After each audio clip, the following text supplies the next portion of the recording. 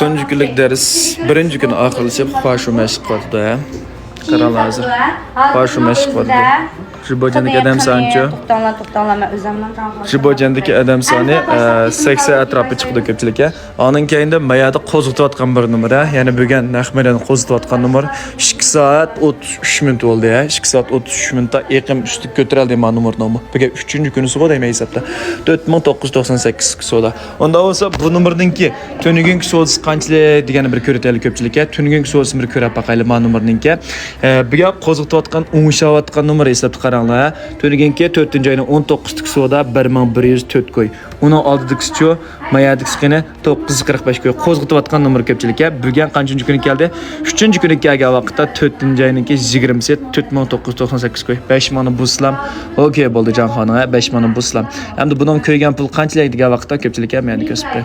Hozir ko'ygan pul faqat 192 koy degan gap ko'pchilik. Endi bizning naq maydon kelgan vaqtda mana menga o'xshash naq maydon ching to'g'gan degan narsani so'zlaydi. Naq maydonda turib qanday jibo qilasiz. Undan boshqa naq maydon nomer qo'zg'atasiz. Shunga kelar qatimliq 5-oylik darsimizga hozircha ya'ni adam app bo'ldik. Shunga 5-oydagi darsimga jibo qilmoqchi edim yoki jiborim yaxshi bo'lmadi deganlar, menga o'xshash nomer qo'zg'atmaydi deganlar, yana davomli ayrimxonga gap qilsangiz bo'ldi.